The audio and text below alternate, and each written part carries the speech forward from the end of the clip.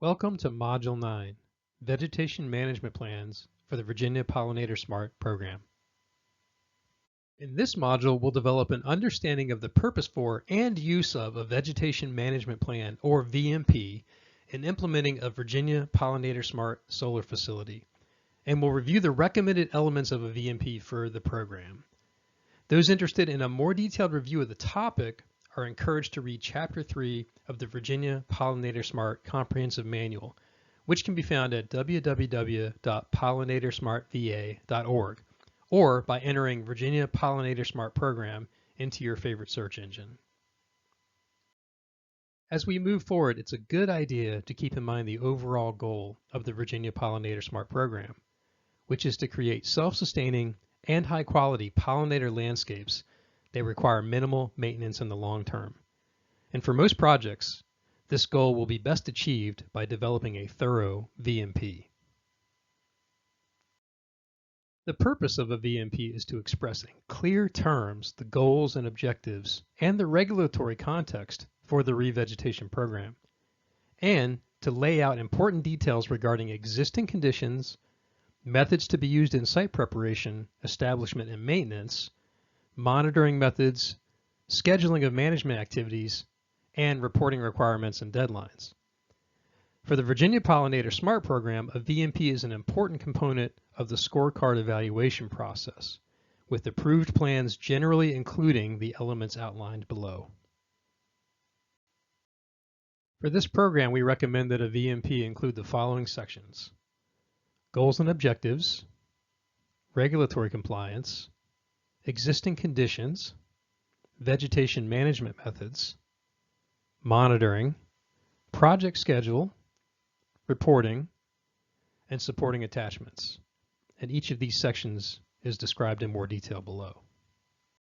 For most proposed Pollinator-Smart solar sites, the goals and objectives will include an ecological component similar to the program goal mentioned above, as well as the anticipated outcome of the Certified Pollinator-Smart application review, in other words, either certified or gold certified status. Many projects will also list any operation and maintenance or O&M goals provided by the VMP. The regulatory compliance section should describe the regulatory context for the VMP, which might include vegetation cover requirements for state or local erosion and sedimentation or stormwater approvals, as well as the conditions of the Virginia Pollinator-Smart program. This section should also include any other conditions of approval for success, such as professional licensure requirements for contractors or any special conditions attached to site plan approval for the project. The existing conditions section should include a summary of any relevant information gathered during the site suitability analysis.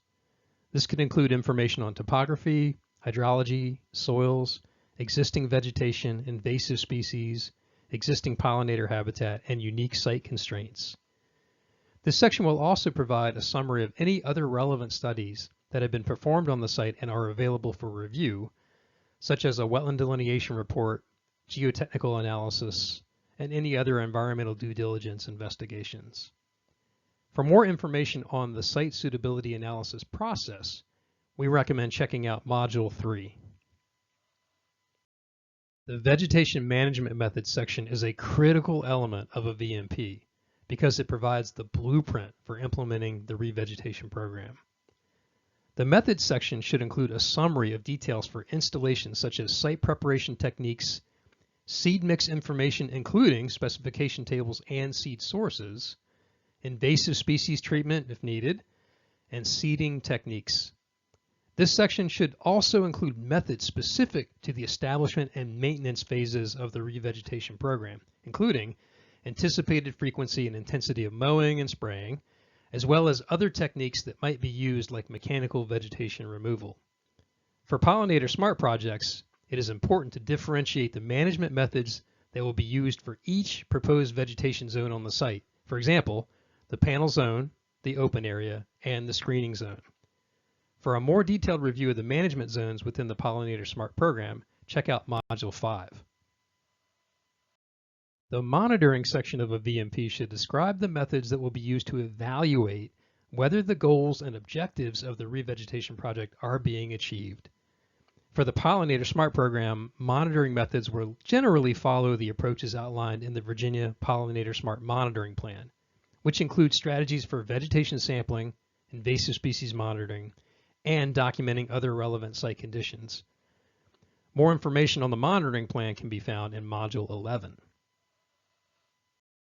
The project schedule section of a VMP includes the anticipated timeline of activities over the lifespan of the project, which should include all vegetation management from site preparation to final monitoring and reporting. For the Pollinator-Smart program, the schedule should include at least the first 10 years of the vegetation management program. To make this section as user-friendly as possible, we recommend that the schedule be laid out in chronological order and in an easy-to-follow format, such as the annotated outline or schedule diagram shown here. The reporting section of a VMP should describe the format of information that will be submitted for approval under the regulatory compliance criteria reviewed above. For Pollinator-Smart compliance, this will include the format described in the monitoring plan for version B of the Pollinator-Smart scorecard. Again, see Module 11 for more info on that.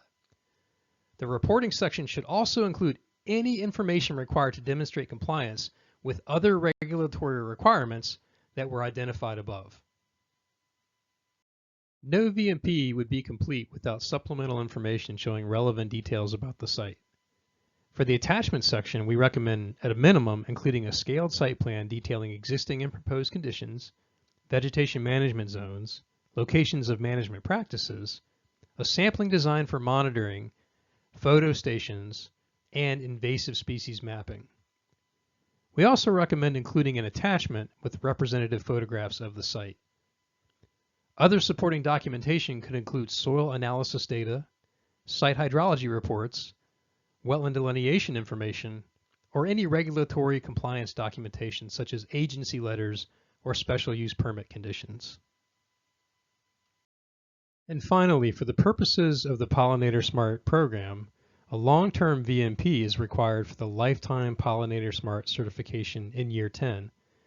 This is a separate document that is prepared in a similar format to the VMP for the site, but adjusted for management techniques, site inspections, overall schedule, and milestones projected out over the lifespan of the facility. Irrespective of the Pollinator-Smart program benefits, having a long-term VMP in place will give solar site owners and operators a tremendous forward-looking advantage in terms of protecting the ecological and system integrity investments they've already made with their proactive vegetation management decisions. For more detail on the Pollinator-Smart program benefits, we recommend reviewing Module 2. All right, that concludes our discussion on vegetation management plans for the Pollinator-Smart program. Thanks for tuning in.